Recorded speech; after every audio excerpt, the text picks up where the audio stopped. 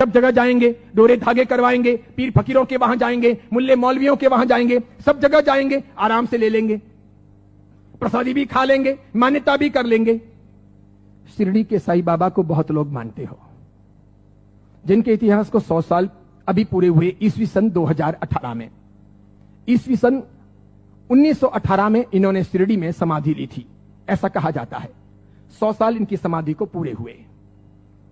कई लोग इनको भगवान मानते हैं, कई लोग इनको चमत्कारिक देव मानते हैं, कई लोग इनको महापुरुष मानते हैं, वहां जाते हैं और मत्था टेकते हैं। जरा सुनिए ये कौन थे। मेरा दावा है, हिंदू हो या जैन हो, जो इनको मानते हैं, उन 100 में से 99 लोगों को भी ये पता नहीं है कि ये कौन थे। 99 लोगों को भी ये पता नहीं है कि ये कौन थे, कौन है, इन्हें क्यों लाया गया, ये 99 को पता नहीं। बेवकूफी की पराकाष्ठा देखो, जब पता नहीं और मानते हैं, पता नहीं और स्वीकार करते हैं, पता नहीं और पूछते हैं। बहरुद्दीन पिंडारी नाम का एक व्यक्ति था, ये अफगान से यहां आया था, ये पिंडारी जाति का था। ये मैं तब की बात कर रहा हूं जब औरंगजेब का खात्मा हो चुका था और मुगल साम्राज्य समाप्ति की ओर आगे बढ़ रहा था। धीरे धीरे मराठाओं ने अपना वर्चस्व जमा लिया था और वे हिंदू साम्राज्य की स्थापना के लिए बहुत मजबूती के साथ में आगे बढ़ चले थे। भारत के अंदर, भारतवर्ष के अंदर, अखंड हिंदुस्तान में जोरदार हिंदुत्व साम्राज्य का, हिंदू साम्राज्य का विस्तार होने जा रहा था। ये मैं तब की बात करता हूं। ये पिंडारी लोग लुटेरे हुआ करते थे। ये पूरी अफगान की जाति लूटने फाटने के लिए यहां पर आई थी। मुगलों के काल के अंदर इसने अच्छी खासी मात्रा में जगह जगह लूटपाट की थी। हिंदुओं को टारगेट बनाना, उन्हें लूटना, उनके पैसों को छीनना, उनकी बहन बेटियों को छेड़ना और पसंद आ जाए तो उनकी बहन बेटियों को उठा लेना, ऐसे इनके कर्तव्य हुआ करते थे। 1838 में इस बहरुद्दीन का माफ कीजिएगा, 1838 में इस बहरुद्दीन का जन्म हुआ और यह आगे बढ़ा। उसके बाद में एक फिल्म आई, वो हिंदी फिल्म थी। उस फिल्म को जगह जगह पर दिखाया गया षड्यंत्र के आधार पर। फिल्म में यह बताया गया, औरंगजेब के मरने के बाद पहली बार जब बोलने वाली फिल्में आई, पहली बार जब फिल्म आगे बढ़ी, वो ब्लैक एंड व्हाइट मूवी, जब फिल्मों का जमाना आया, तब यह बताया गया कि ये बहरुद्दीन पिंडारी तो बहुत अच्छा आदमी, बहुत अच्छा आदमी, और ये पिंडारी जाति के लोग तो देशभक्त हैं, देशद्रोही नहीं, ऐसा बताया गया। बावजूद इसके इस बहरुद्दीन ने जगह जगह डकैतियां करना, लूटना फाटना जारी रखा। बड़ी मात्रा में लोगों को तहस नहस करता रहा। इसने अपनी जिंदगी में कई सारी हिंदू महिलाओं के, कन्याओं के बलात्कार किए, कितना ही सारा नुकसान पहुंचाया। अंततः जब धीरे धीरे मराठा साम्राज्यों के सामने, उधर झांसी की रानी, झांसी के अंदर लक्ष्मीबाई लोहा ले रही थी, उस वक्त अंग्रेजों का आगमन हुआ। अंग्रेजों को यह बहरुद्दीन बहुत नागवार गुजरा। इन्होंने जैसे तैसे करके इस बहरुद्दीन को भगाने के लिए, पकड़ने के लिए खूब कोशिशें की। यह बहरुद्दीन बेस बदल करके भागता हुआ अहमदनगर आया, जिसे नगर कहा जाता है, महाराष्ट्र का बहुत बड़ा एक शहर है। अहमदनगर आया और सुनिए, इतिहास ये कहता है कि यह बहरुद्दीन पिंडारी अहमदनगर के अंदर एक वेश्या के घर रहा। उस वेश्या को अपना बना करके उसने वहीं पर अपना आशियाना बना लिया वेश्या के साथ। आगे जाकर उसने शादी की या नहीं की, इसका कोई सबूत नहीं। वेश्या के साथ रहते रहते 2 संतानों का जन्म हुआ। एक था लड़का जिसका नाम रखा गया चांद मियां। बहरुद्दीन ने अपने बेटे का नाम रखा चांद मियां। थोड़ा बड़ा हो जाने के बाद में बिना पढ़ाए लिखाए इस चांद मियां को अपनी डकैतियों में जासूसी के तौर पर बहरुद्दीन पिंडारी ने उपयोग करना प्रारंभ किया। जगह जगह ये चांद मियां, छोटा सा बालक, एक चद्दर लेकर के भिखारी के तौर पर फटे पुराने कपड़े पहन करके अलग अलग जगह पर बैठता, बाजारों में बैठता, आए गए माल की वगैरह बातमियां लेता, किसके घर में क्या आ रहा है जा रहा है ऐसी कोशिश करता, और समय समय पर कभी दिन में, 2 दिन में, 5 दिन में, 10 दिन में अपने पिताजी को, बहरुद्दीन को समाचार पहुंचाता कि आज इस घर में इतना माल आ रहा है या यहां इतना सामान आया है। और इस प्रकार डकैतियों का मामला आगे बढ़ता कि यहां कोई सुरक्षा के प्रबंध नहीं होते हैं, कोई पहरेदार नहीं होते हैं, ये चीज चलती रहती। अंततः परेशान होकर शंकाओं के आधार पर अंग्रेजों ने बहरुद्दीन को तो भगाया, आगे जाकर वो अफगान चला गया, उसकी मौत भी हो गई। चांद मियां, उसका बेटा, छिप छिप करके रहने लगा, बड़ा होता गया। एक दिन अंग्रेजों ने उसे पकड़ा, जेल की सलाखाओं के पीछे डाला। 8 साल तक ये चांद मियां जेल में रहा, अंततः यह छूटा।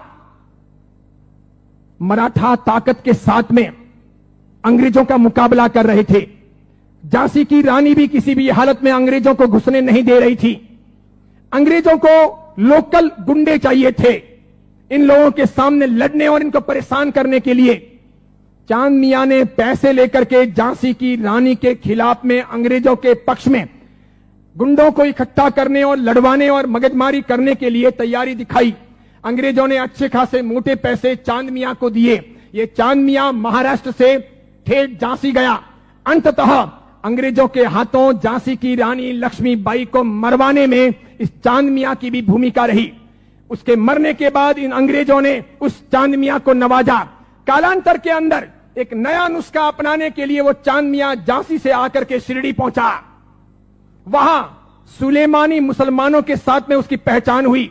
मूल अफगानी पिंडारी जाति का ये चांद मियां बहरुद्दीन का बेटा वहां जाने के बाद में सुलेमानों के साथ में परिचय में आकर के सुलेमानों के लिए काम करने लगा।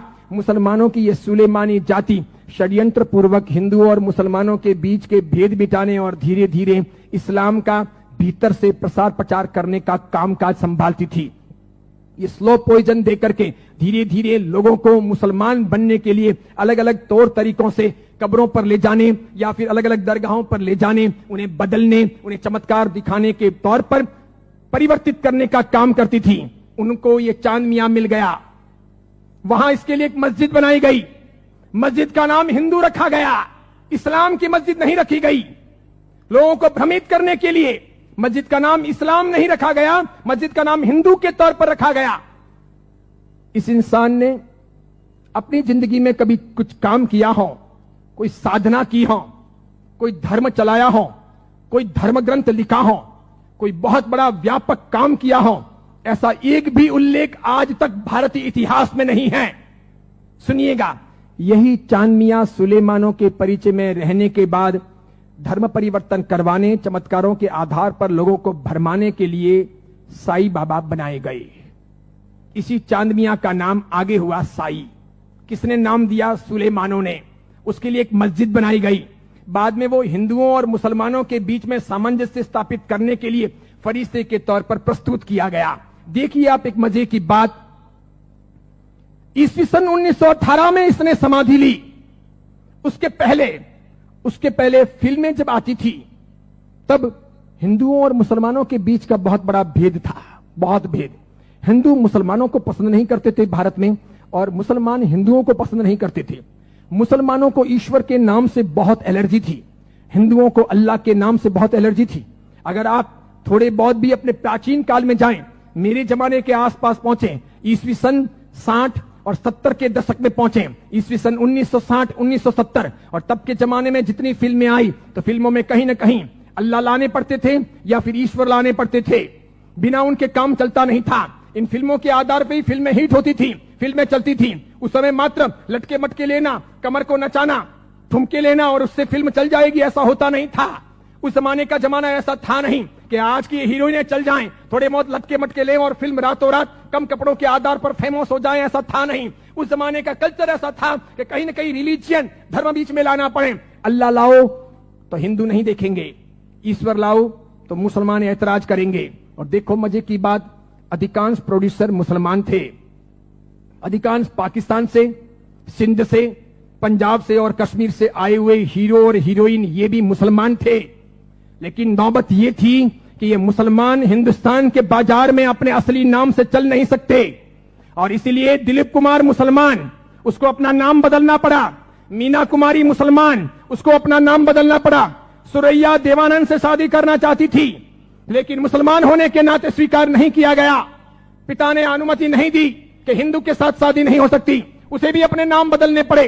15-20 से अधिक ऐसे हीरो हीरोइन हैं 1960, 1970 और 1980 के दशक के, 1960, 1970 और 1980 के दशक के जिन मुसलमानों को मार्केट में चलने के लिए, स्ट्रेटेजी बनाने के लिए अपने नाम बदलने पड़े। वो मुसलमान थे, उनको हिंदू दिखावा करना पड़ा। इधर देखो, जावेद अख्तर हो, सलीम खान हो, नौसाद हो और महमूद खान हो, ये सभी ऐसे प्रोड्यूसर थे जो जन्म से मुसलमान थे, इरादे से मुसलमान थे, हैं भी। इसके सिवाय अन्य अन्य आए और इन लोगों को अपनी फिल्में चलानी थी। इन लोगों ने एक तौर तरीका चलाया कि मुसलमान होने के नाते हिंदुत्व का समर्थन कर नहीं सकते और हिंदू देवी देवताओं को अपने को भ्रष्ट बताना है। क्योंकि आप पुरानी फिल्में देखिए और आज की फिल्में देखिए, किसी भी अल्लाह को कभी गाली नहीं दी जाती, किसी मस्जिद के ऊपर सवाल नहीं किए जाते, कभी कुरान के बारे में कुछ बोला नहीं जाता। लेकिन हिंदू देवी देवताओं की फिल्मों में मजाक होगी। किसी भी हिंदू देवी देवता को मानने वाले पंडित पुजारी को भ्रष्टाचारी, नालायक, रैप करने वाला बताया जाएगा। लेकिन किसी पादरी को, किसी भी मौलवी को रैप करने वाला या भ्रष्ट काम करने वाला नहीं बताया जाएगा। ये सब योजनाएं थी, वो मुसलमान प्रोड्यूसरों ने आगे बढ़ाई। बढ़ाते बढ़ाते उन्होंने वहां बढ़ाई कि उन्होंने देखा कि किसको लाया जाए। तब उन लोगों को साईं बाबा को लाना ठीक लगा कि ये है तो मुसलमान लेकिन हिंदुओं के बीच में खप जाएगा, है मुसलमान हिंदुओं के बीच में बिक भी जाएगा, है मुसलमान हिंदू मुस्लिम के बीच में अपना रास्ता अच्छा सा तय करवा देगा। तो पहली आई 1977 में फिल्म अमर अकबर एंथोनी। ऋषि कपूर ने उसमें इस साईं बाबा के नाम पर एक लाजवाब गीत गाया, हाथों हाथ वो बिका। फिल्म बहुत चली। देखो आप, फिल्म हिट हुई, बाबा भी हिट हो गए। फिल्म हिट हुई, बाबा भी हिट हो गए। मुझे यह बताओ, साईं बाबा का कौन सा धर्म ग्रंथ है? उन्होंने अपनी जिंदगी में, ये चांद मियां ने जो 8 साल तक जेल रहे, पिताजी के लिए जासूसी का काम किया, अंग्रेजों के हाथों बिके, झांसी की रानी लक्ष्मीबाई को मरवाने में जिसकी भूमिका रही, मराठाओं को बदनाम करने के लिए उसने बहुत काम किया, मराठाओं के स्वाभिमान को तोड़ने के लिए उसने बहुत काम किए, बहुत काम किए। क्योंकि मराठा एकदम पक्के कट्टर हिंदुत्ववादी, उन्होंने ये मंजूर नहीं था, तो उनके स्वाभिमान को ठेस पहुंचाने के लिए उसने बहुत काम किए। और उस आदमी को रातों रात साईं बाबा बना दिया गया, महिमा मंडित कर दिया गया। कैसी जोरदार ये सेल्स पॉलिसी थी, हाथों हाथ बाजार में बिके। कैसे बिके कि जब पहली बार 1918 में इन्होंने समाधि ली, तो 1918, 1919, 1920, 1921, 1922 का ऑडिट देखिए तो इनके शिरडी के साईं बाबा मंदिर का ऑडिट का आमदनी का स्रोत है 1800 रुपए, 2000 रुपए, 2500 रुपए, आखिर में है 3200 रुपए। 1918 से 1925 के बीच में 3200 रुपए की आमदनी वाले ये बाबा क्या हिट हुए, और पागलों की तरह हिंदुओं ने और जैनों ने कितना उनको हिट किया, कितने वो वहां गए, कितने मत्थे टेके और कितना पैसा बर्बाद किया कि आज शिरडी के साईं बाबा के मंदिर की वार्षिक आमदनी है 371 करोड़, 371 करोड़। वहां मुसलमान जाने वाले 5% भी नहीं, वहां जाने वाले मुसलमान 5% भी नहीं, और जाने वाले हिंदू और जैन 95%, पैसे खर्च करने वाले अधिकांश 95%। मुझे बताइए, हिंदू धर्म के कौन से ग्रंथ में इनके बारे में क्या लिखा है?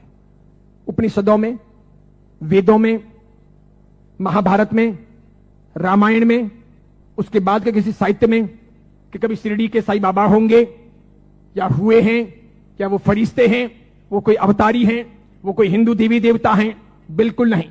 लेकिन हिंदू धर्म को भ्रष्ट करने, उनको बहलाने फुसलाने के लिए काम किया गया और ये सफल हो गया, सफल हो गया। हाथों हाथ ये बिक गए। आज तो देखिए, आज हिंदुस्तान के अधिकांश हिंदू मंदिरों में हिंदुओं के देवी देवता छोटे हो गए हैं, साईं बाबा बड़े हो गए हैं। हिंदुओं के देवी देवता साइड में हो गए हैं, साईं बाबा प्रमुख हो गए हैं। हिंदुओं के देवी देवता कम कमाऊ हो गए हैं, साईं बाबा अधिक कमाऊ हो गए हैं। जिसको भी अपनी दुकानदारी चलानी हो और भगवानों के नाम पर, देवी देवताओं के नाम पर पैसा कमाना हो, साईं बाबा की मूर्ति ला दो। आप भी प्रयोग कर सकते हो। दुकान बराबर नहीं चलती हो तो दुकान के बाहर बिठा दो, धनाधन उसका गल्ला अच्छा चलेगा, आपकी दुकान के गल्ले से भी अच्छा। बस ऐसी बात हो गई। चमत्कारों के तौर पर मुझे बताइए कि उन्होंने क्या किया, उनसे क्या हुआ? बताइए कि शिरडी जाने वाले सभी लोग अमीर हुए, सभी की गरीबी दूर हो गई, सब लखपति करोड़पति हुए, अरबपति हुए? क्या सभी के दुख दूर हो गए? जो जो वहां गए और हर साल जाते हैं, क्या वे बीमार नहीं पड़ते? क्या उनके घर में बाल बच्चे बराबर पैदा होते हैं, वे वांझिए नहीं रहते? क्या उनके वहां पर किसी का एक्सीडेंट नहीं होता, दुर्घटना नहीं होती? क्या शिरडी जाते हैं और मानते हैं उनके सब ख्वाब पूरे होते हैं? बताइए मुझे। और दूसरी बात, एक जैन परंपरा में जन्म लेकर, अरिहंत को मानकर, सुदेव सुगुरु सुधर्म के आधार पर चलकर आपको कौन सा दुख हुआ, कौन सी भीख मांगनी पड़ी, कौन सी तकलीफें हुई? अरे मजारों पर जाकर अगर बीमारियां दूर हो सकती थी, कब्रिस्तानों पर जाकर अगर बीमारियों से हम मुक्त हो सकते थे, या शिरडी के साईं बाबा के वहां पर मत्था टेक करके हम अपने रोगों से मुक्त हो सकते थे, तो फिर बड़े बड़े अस्पतालों के निर्माण की आवश्यकता क्या थी? बीमारियां जब मजारों पर और शिरडी के साईं बाबा के वहीं पर दूर हो जाएगी, तो फिर अस्पतालों की जरूरत क्या है? कितनी बड़ी मात्रा में हिंदुओं का शोषण हो रहा है। देखना आप, आने वाले कुछ समय के बाद हिंदू धर्म दो भागों में बंट रहा है।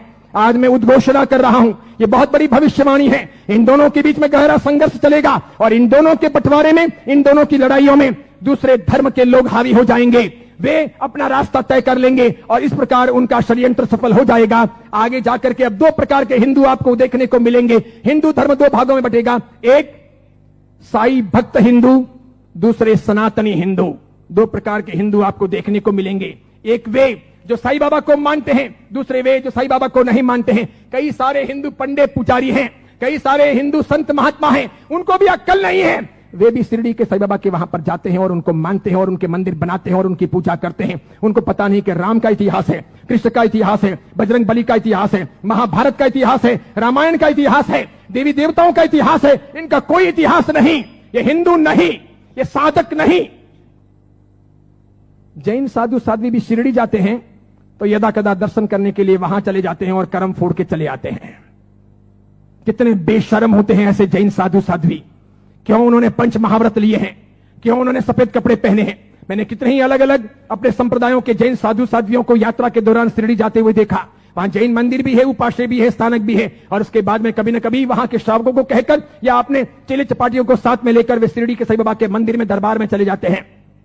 जिस इंसान ने बलात्कार किया हो, डकैतियां की हो, चीना झपटी की हो, जिसने झांसी की रानी को मरवाया हो, जिसने हिंदुत्व का नाश किया हो, जिसका ऐसा कामकाज रहा हो, उसको रातों रात फरिश्ता बनाया गया हो और उसे हम पूजे। ये कौन से देवी देवता हुए? ये कौन सा चमत्कार हुआ? ये क्या क्या साधना के उच्चतम बिंदु हुए? बताइए, आदर्श कहां है? नैतिकता कहां है? योग्यता कहां है? बहुत सारे लोग ख्वाजा मोइनुद्दीन चिश्ती की दरगाह पर जाते हैं।